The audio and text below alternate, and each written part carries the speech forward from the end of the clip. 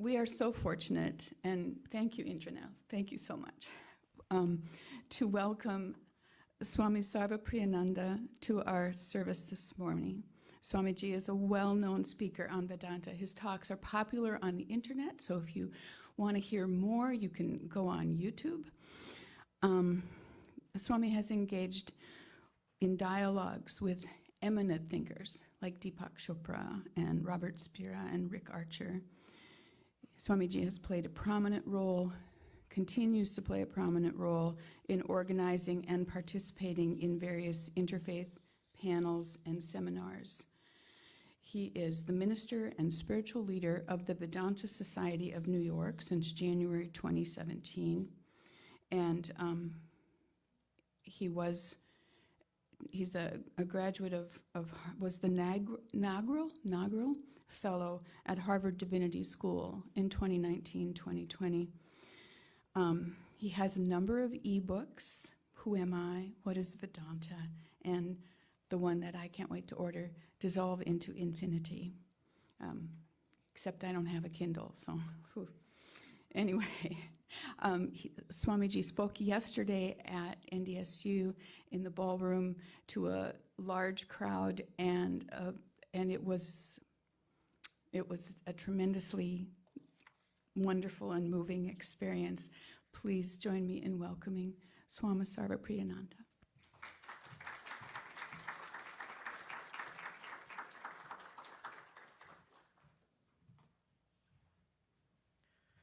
Thank you, Laurie. And thank you for having me in your beautiful congregation, beautiful church this morning. We have some shared history. Swami Vivekananda, whose story you just heard being read out, he was the one who brought Hinduism to these shores a long time ago. In 1893, the World Parliament of Religions in Chicago, and the Vedanta Society was established by him. The place I come from, the Vedanta Society of New York, was the first of these Vedanta societies to be established, and that was in 1894. When he came to this country, Swami Vivekananda, a lot of places, they thought, different religious congregations, they thought, here's a heathen with strange ideas and dark skin, and he met a lot of hostility, a lot of friendship also. But one place where he was always welcome was the Unitarian Universalist congregations across the United States. I was just looking at this article which traces his talks at different congregations, and he spoke at the Unitarian Universalist congregations at least 27 times. In fact, his first talk was at Annisquam on the East Coast in New England. And then the Unitarian Universalist congregation at Oakland in California made him welcome a number of times. And it's no wonder, because when I was looking at what's here, our inspiration and guidance, I see a problem. The problem is that I could just read out what's written here, and that would be my speech.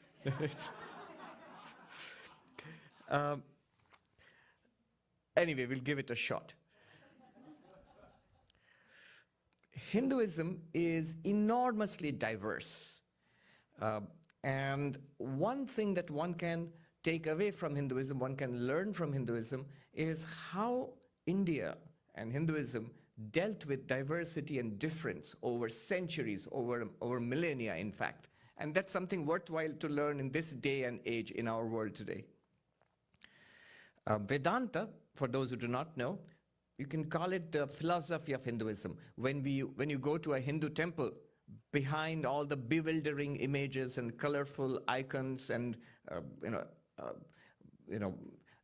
rituals and chanting and Sanskrit, behind all of that, you'll probably find, if you inquire, you'll probably find some variety of Vedanta.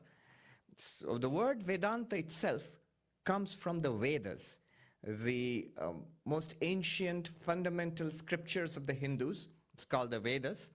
And anta, the suffix at the end, means final or end. So the highest, final, the deepest teachings of the Vedas is called Vedanta. And Vedanta comes in many, many flavors, many, many versions. And so behind the variety that you see in Hinduism, you will find some form of Vedanta. I too, our home tradition is also a form of Vedanta known as non-dual Vedanta. Now, the diversity of Hinduism makes things a little difficult when you speak about Hinduism, because whatever I say about Hinduism, another Hindu could come and say exactly the opposite thing, and it would be true. Both would be true. I often, if you ask a question to a Hindu, the answer is likely to be yes and no. Do Hindus believe in God? Yes and no. So there's an enormous diversity of opinions. But that makes it interesting. How did this diversity come about within a single religion, and how was it tolerated and indeed accepted? So what I'm going to do now in the next few minutes, I'm going to talk about universal acceptance from my corner of Hinduism. And it's a especially interesting corner because Swami Vivekananda, whom we just heard about, his master, Sri Ramakrishna, our founder of the tradition I represent, is in fact very well known for his doctrine of acceptance of various faith traditions, not just within Hinduism, but outside Hinduism also. So here goes. What's the question? How do you accept various religious traditions which often teach contradictory things? And how do you not just tolerate? Because toleration is not a very good word. There's a seed, an implicit sense of violence there. That, I'm just tolerating you, but I don't really like you. And if I could get rid of you, I would, but I can't, so I have to tolerate you. Not in that sense, in the sense of acceptance. How do you do that? How does a Hindu deal with the enormous diversity within Hinduism and outside Hinduism too? So the first, I'll just make 5 points, and all based on what Sri Ramakrishna taught. And it's pretty well set within Hinduism. So what Sri Ramakrishna taught and what I'm going to say to you would be acceptable to just about all Hindus. So it's pretty representative, I would say. Well, the first thing Sri Ramakrishna said, and Hinduism also teaches, is that the ultimate reality is infinite. And the way he taught, Sri Ramakrishna, was with very interesting little parables, metaphors and parables, which have the advantage of being very interesting, cute, and unforgettable. So once you hear them, you'll always remember them. You might not remember the theology, the philosophy behind it, but the parables, I assure you, are unforgettable. So the ultimate reality is infinite and beyond human conception, beyond human language. He tells the parable of a little ant which found a mountain of sugar. And imagine its delight. So it goes to that mountain of sugar and drags away a single grain of it. That's all it could do. And it drags it with all its might to its little hole and looks back at the mountain and says, I'm coming back for the rest of this. Now, it can't. It's beyond its capacity, nor does it need to. That little grain of sugar is enough to fill its little tummy. And so, God, Brahman, Allah, the transcendent, is beyond, is infinite, is extraordinary, and it's entirely beyond our capacity to comprehend it in all its entirety. And nor do we need to. Even a tiny grain of that sugar of the infinite is enough to fill our little tummies, is enough to give us fulfillment, take us beyond sorrow, give ultimate meaning to life. Not only is it infinite, but it can be expressed in various ways.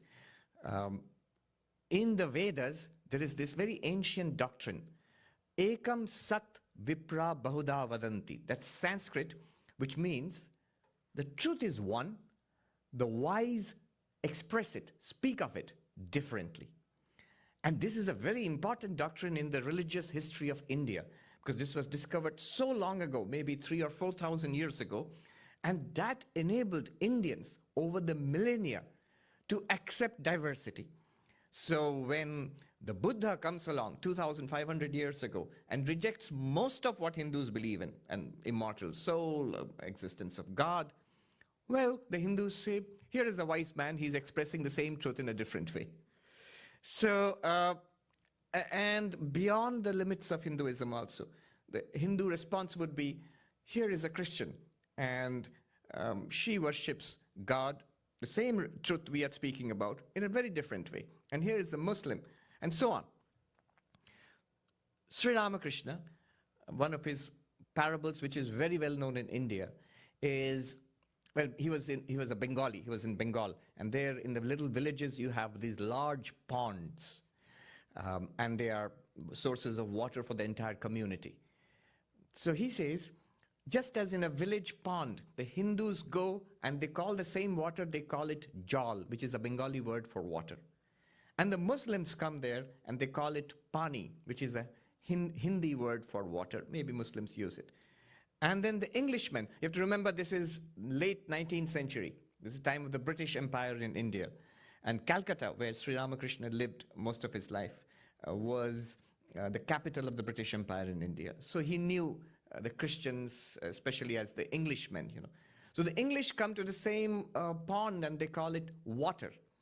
But they're all referring to the same reality, whether you call it jal or pani or water.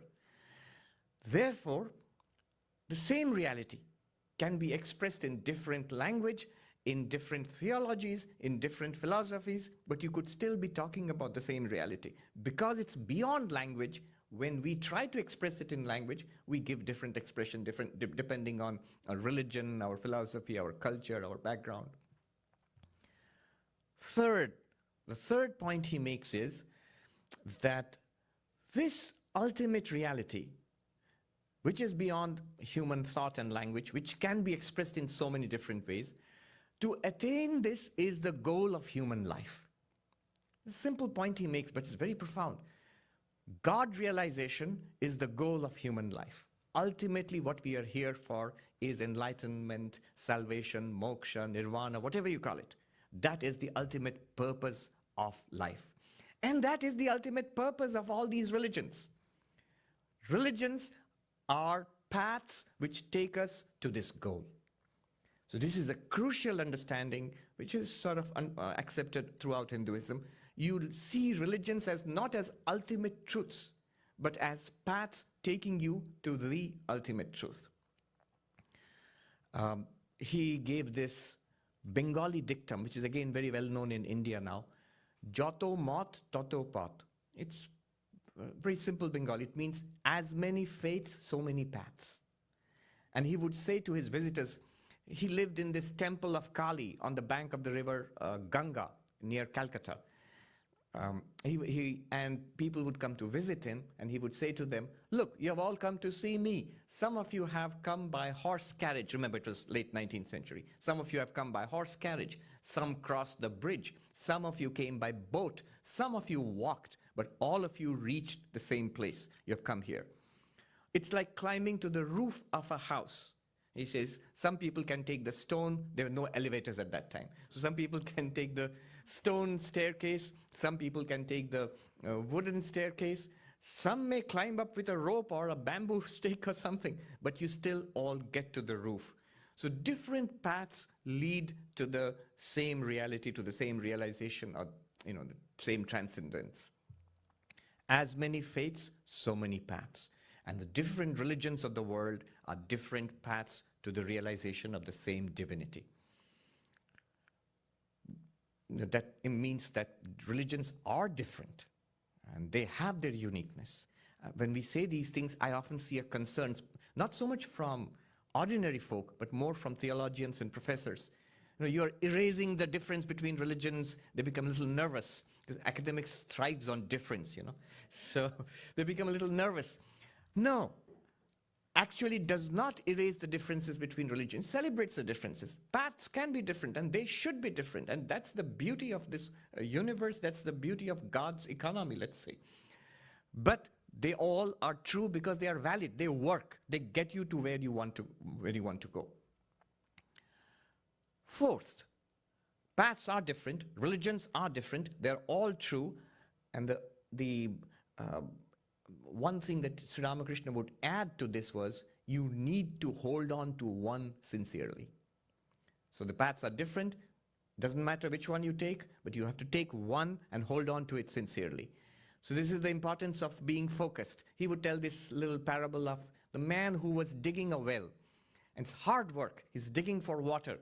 And after some time, he doesn't find water. He thinks, maybe I'll try there. And he goes and tries there. After a couple of hours, he thinks, no, that might be a better option. And at the end of the day, he hasn't found water. If he had kept on digging where he had started, he might have found water. So Sri Ramakrishna says you have to hold on to one. In Hinduism, this is known as the doctrine of, there's a Sanskrit word, Ishta-nishtha, which means dedication to the chosen ideal. So yes, Krishna and Rama and the Divine Mother and Shiva and Vishnu, they're all different aspects or forms of God. You can worship, you can follow your spiritual path in any one of these traditions. But you have to follow one. You have to do something sincerely in one place, in one tradition for some time.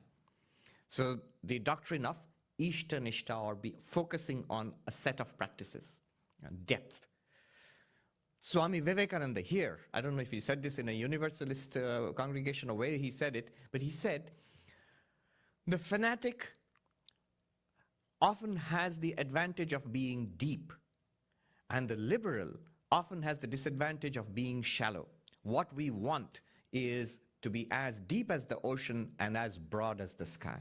And he says, I know it is possible. I think that's probably the theme, the inner ideal in the Unitarian Universalist congregation, to be deep and to be broad. And then the fifth point that Sri Ramakrishna would make was what is today known as cosmopolitanism. He didn't use the word at that time. He said, yes, there are all these traditions, and they are all true, and they're beautiful, and they're different. You need to follow one. But that doesn't mean you need to be isolated. You need to be in your ivory towers and isolated from others. You could always learn from others and enrich your own spiritual life.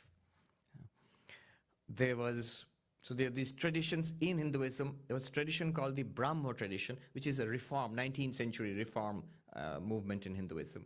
And there's a very ancient tradition called the Vaishnava tradition, the worship of Krishna. You know them in this country as the Hare Krishnas. Now, the Brahmos were against any kind of image worship. So now Sri Ramakrishna is telling the Brahmos, what you are saying is good. And you don't have to worship like the Vaishnavas, the worshippers of Krishna. But he makes this point. Look at how much they love Krishna. Take that pull, that intensity, and apply it to your path too. Notice, he is encouraging people to notice others and learn from others and be rooted in your own tradition, but enrich your own spiritual life. So that would today be called, it's a new term, cosmopolitanism. When you live in a big city like London or Paris or New York for that matter, you have all these cultures, and you have the food of different cultures, you have the music and the language, and you don't have to remain isolated, like the little well. You can always taste the water of other wells also, and we should do that.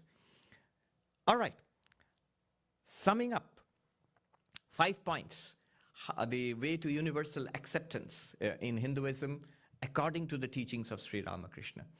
One is that ultimate reality, which we are all reaching towards, is infinite, is beyond human thought and language. Remember the ant and the hill of sugar. Second, it can be expressed in language, but it means it can be expressed in various ways.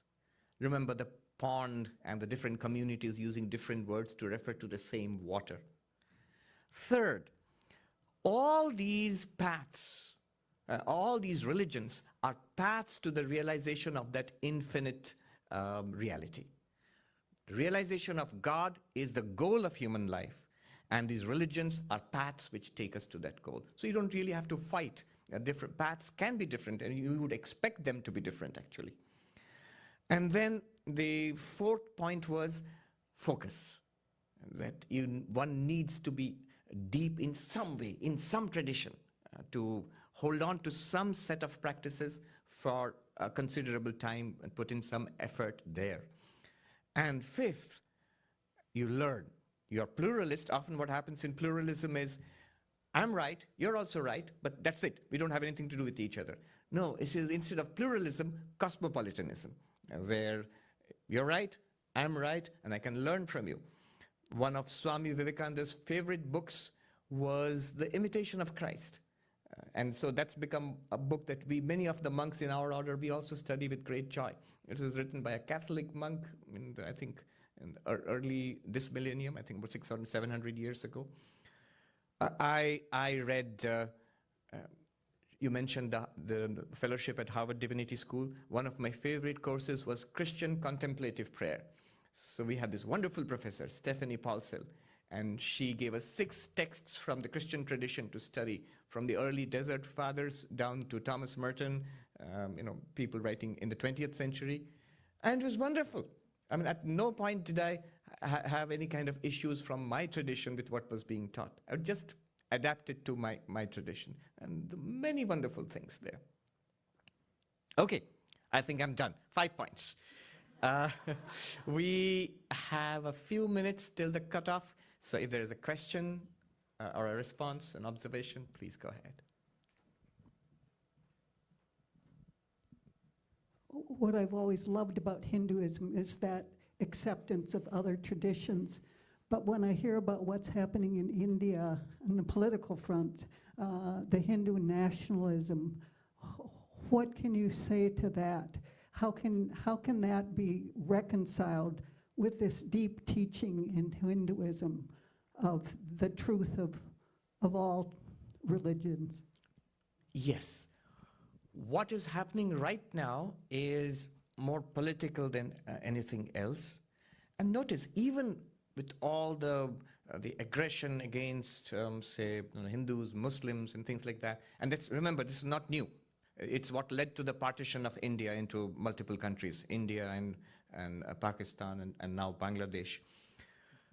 Notice here also, even among the most radical of the nationalists who are aggressive towards other religions, there is no theological basis for aggression. At no point is even the most radical of the Hindu nationalists claiming that our religion says we are right and you are wrong, you're going to burn in hell, or we are going to convert you into our religion. No. Their issues are more historical, the aggression that Hindus have faced over centuries, the destruction of temples, enslavement of entire peoples, large-scale massacres, and sort of which have been whitewashed for different reasons over this century, especially in modern India. And that gives a platform for these people to use that as for aggression against other peoples. Now, I face these questions from the Hindu right. They ask me, Swami, you keep talking about acceptance, but do people from other religion? They don't know about the Unitarian Universalists. But do other people from other religions accept that? Does anybody say the same thing back to you? A rabbi once told me, in our monastery in India, he was visiting. I gave him the usual talk about as many faiths, so many paths. And he said, I hear a lot of harmony talk coming from you, Swami, and a lot of silence from the other side. So what do you say to that? My answer to these critics is, you are right. There may not be a lot of harmony talk coming from other religions in India or outside. But you are a Hindu, right? And they have to say yes. So what would be a genuine Hindu response to this? Accept the fact, recognize the fact that people are intolerant. There are religions which actually teach, in some part, they teach intolerance, and that may be a basis for aggression against our culture and our religion. But after that, what is your response? Is there anything in your tradition, as a Hindu, anything in your tradition which says those religions are false? No, you can't say that. Those religions are also true. Each of these traditions has produced extraordinary saints, people of extraordinary spirituality over centuries. And the very fact that they have survived over centuries and millennia, it shows that they are living traditions. So focus on that. And yes, call it out whenever you find aggression. I learned a lot in New York from my interactions with the Jewish community, how they deal with anti-Semitism, for example. that's the way to go, I think. Yeah. Of the 5 points, focus, how do you find that focus within yourself to know what you're actually seeking? Does that make sense? Right. So in Hinduism, we have what might be called a home tradition. It might be your particular community within Hinduism. Maybe you're worshippers of Krishna or you're worshippers of the Divine Mother. That might be a home tradition. Or you might find a particularly good spiritual teachers and you might change your tradition to that tradition. But you would take up a particular lineage. We have multiple lineages there and follow that without being narrow or fanatical or exclusivist. Does that answer your question? So for example, in our families and all, I come from families where they may have been worshippers of Krishna or they have been worshippers of the Divine Mother. Now, we are all followers of the Ramakrishna Vivekananda tradition. We found that very inspiring and very genuine and very suitable to this day and age. So that happens in Hinduism all the time. I wonder how different would India be today if it had not been for the colonialization of Britain? Yes, that is a question, but it's, who knows? I mean, one thing is to accept, the will of God. So what is, it's a fact. And then we have to deal with it and move ahead. But yeah, that's really a question a lot of Indians think about. I'll just leave it at that. I think we are, a question, should we go on or should we take it? Let's take it afterwards. Yeah. Let's take it afterwards. Thank you so much.